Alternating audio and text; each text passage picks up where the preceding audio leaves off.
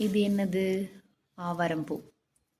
ஆவாரம்பூ நான் மார்க்கெட்டில் வாங்கிட்டு வந்தேன். அதை காய வச்சு குளியல் பொடி ரெடி பண்ணலாம் அப்படின்னு சொல்லிட்டு ரெடி பண்ணி வச்சுருக்கேன். பாருங்கள், பச்சை பயிரும் ரெடி பண்ணி வச்சுருக்கேன். இது ரெண்டும் சேர்த்து அரைச்சிட்டு நம்ம பொடி பண்ணி வச்சுக்கிட்டா அப்பப்போ குளிக்கும் போது குழந்தைங்களுக்கு மேலே பூசிட்டு குளித்தா, இனிமேல் வெயில் காலம் இல்லையா, அதனால் குழந்தைங்களுக்கு ஸ்கின் அலர்ஜி, வேக்குறு இதெல்லாம் வராமல் இருக்கும். நம்ம இப்போ ரெண்டையும் மிக்ஸ் பண்ணி அரைச்சிக்கலாம்.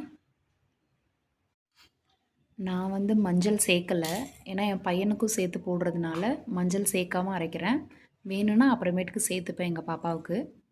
அப்புறம் ட்ரை ஸ்கின் இருக்கவங்க இந்த பவுட்ரை வந்துட்டு தேங்காய் அப்படி இல்லைன்னா தயிரோடு மிக்ஸ் பண்ணிவிட்டு மேலே அப்ளை பண்ணிக்கணும். ட்ரை ஸ்கின் இல்லாதவங்க அப்படியே மேலே தண்ணியில் மிக்ஸ் பண்ணிவிட்டு அப்படியே மேலே பூசி குளிக்கலாம். நல்லா நைஸாக பவுட்ரு பண்ணியாச்சு.